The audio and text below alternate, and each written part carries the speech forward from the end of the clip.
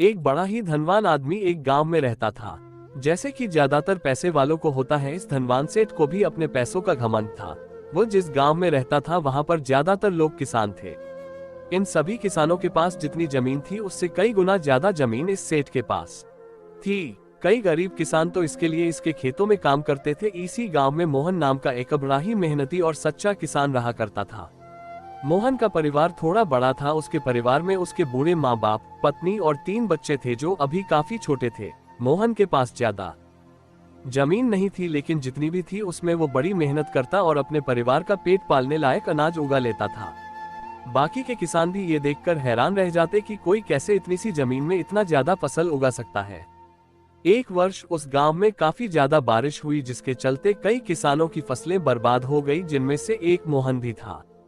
अब मोहन धर्म संकट में पड़ गया, क्योंकि उसके परिवार में उसके अलावा कोई और कमाने वाला था नहीं और अपने परिवार को भूखा मरते हुए वो देख नहीं सकता था। वो जानता था कि इस गांव में अगर कोई उसकी मदद कर सकता है तो वो वही घमंडी सेठ है, जिसने गांव के कई अन्य गरीब किसानों को या तो कर्जा दिया है या तो अपने यहाँ काम पर रखा हुआ है।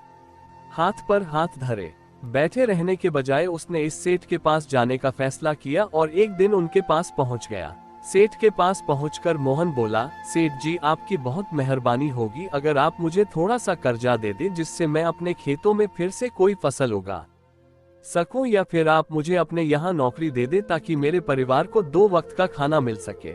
घमंडी सेठ को उसकी इन बातों से कोई मतलब था नहीं, लेकिन गांव के सारे लोगों की तरह वह भी यह जानता था कि मोहन कितना मेहनती है और वह जिस भी खेत में काम करेगा वहां वो 2 गुनी फसल उगा सकता है। सेठ ने सोचा, अगर मैं इसे पैसे उधार देता हूं तो शायद यह इस स्थिति में नहीं है कि मुझे वापस लौटा सके, लेकिन अगर मैं इसे अपने खेतों में काम करवाता हूं तो मुझे जरूर दुगना फायदा होगा। सेठ मोहन से बोला, देख भाई, पैसा तो मैं तुझे दूंगा नहीं और मेरे पास अभी खेतों में काम करने के लिए कई किसान पहले से मौजूद हैं, लेकिन तुझ पर तरस खाकर मैं तुझे अपने खेतों में नौकरी देता हूँ, पर मैं तुझे इसके लिए ज्यादा पैसे नहीं दूंगा। बाकी किसानों को मैं 300 देता हूँ, मैं तुझे 200 ही दे पाऊंगा। मरता क्या न करता। मोहन ने सेठ की शर्त मान ली और उसी दिन से सेठ के खेतों में काम करना शुरू कर दिया।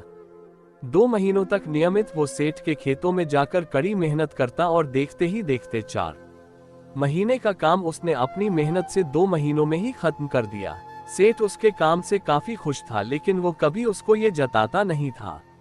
जब सेठ ने देखा कि उसका खेतों का काम अब खत्म हो चुका है, अगर वो मोहन को काम से निकाल देता है तो उसके 2 महीनों के पैसे बच जाएंगे, तब सेठ ने मोहन को काम से निकालने का फैसला किया।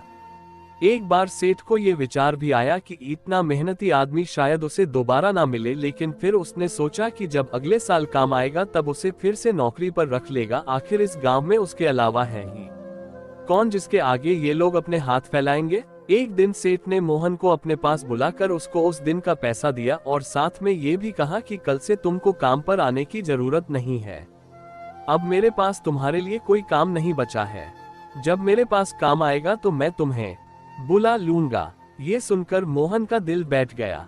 पिछले 2 महीनों से कम ही सही उसके बच्चों और परिवार के पेट में अन्न का दाना जा तो रहा था, अब वह क्या करेगा।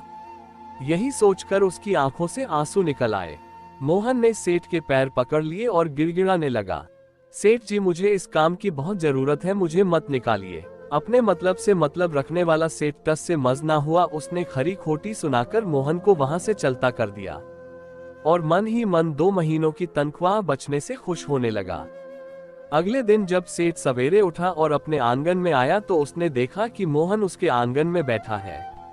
सेठ ने उसको पास बुलाकर पूछा कि क्या हुआ, तुम क्यों यहाँ पर बैठे हो। मोहन बोला, सेठ जी, मुझे वापस काम पर रख लीजिए। आप जानते ही हैं मेरी आर्थिक परिस्थिति कैसी है, थोड़ी दया कीजिए। लेकिन सेठ ने उसकी एक न सुनी और फिर एक बार उसे बुरा भला कहकर वहां से जाने के लिए कहा। बेचारा मोहन अपना सिर नीचे झुका के वहां से चला गया। अगले दिन फिर यही घटना दोहराई गई। मोहन फिर सेठ के आंगन में बैठा था। सेठ ने फिर उसको वहां से जाने के लिए कहा। यही घटना अगले कई दिनों तक चलती रही। अब तो मोहन सेठ के हकालने पर भी वहां से नहीं जाता था और वहीं पर बैठा रहता था। एक बार सेठ ने उससे पूछ लिया, तुम कैसे आदमी हो, मैं तुम्हारा इतना अपमान करता हूँ लेकिन तुम्हें कोई फर्क ही नहीं पड़ता। तब मोहन ने सेठ से कहा, बुरा तो बहुत लगता है सेठ जी, लेकिन जब घर जाता हूँ और भूख से बिलखते अपने माँ बाप और बच्चों को देखता हूँ तब यह अपमान मुझे कुछ भी नहीं लगता। इतना सब कुछ होने के बाद भी सेठ का दिल जैसे पत्थर का बना हुआ था। उसने मोहन को अभी तक काम पर नहीं रखा और ना ही उसका ऐसा करने का कोई इरादा था। एक दिन सेठ ने सोचा कि कुछ दिनों के लिए किसी और गांव चला जाता हूं ताकि मोहन से पीछा छुड़ा सकूं।